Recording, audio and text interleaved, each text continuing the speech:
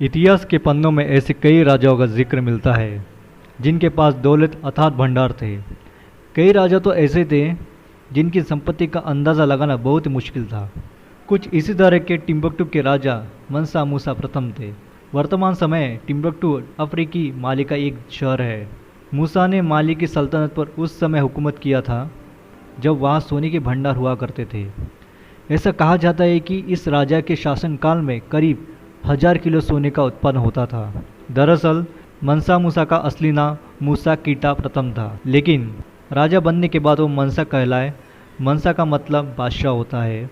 मूसा की सल्तनत इतनी बड़ी थी कि इसके अंतिम छोर के बारे में अंदाज़ा नहीं लगाया जा सकता था। आज के माशिनटानिया, स्नेगल, गाम्बिया, गिनिया, बुर्किना फासो, माली, नाइजर, चाड और नाइजीरिया तब मूसा की सल्तनत का हिस्सा हुआ करते थे। 1312 ईस्वी में मंसा मूसा माली साम्राज्य का शासन बना था।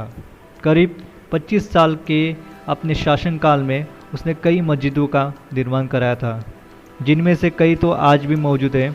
टिम्बकटू का झिंगारेबर मस्जिद मंसा मूसे के दौर में बनी। उन्हीं मस्जिदों में से एक मंसा मूसे से जुड़ी एक कहानी दुनिया भर में काफ़ी मशहूर है।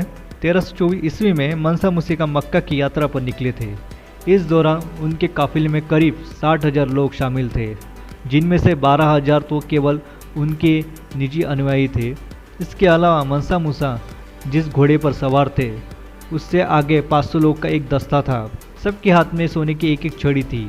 मंसा मूसा के इस काफिले में 80 ऊँटों का एक जत्था भी था और हर ऊँट पर 136 किलो सोना लदा था।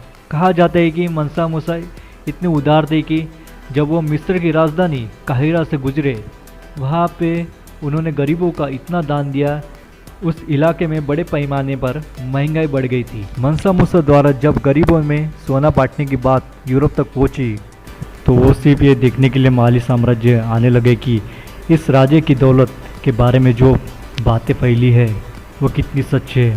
आखिरकार उन्होंने अपनी आंखों से ये देखकर विश्वास हो गया कि मंसा मूसा के पास बेशुमार दौलत है।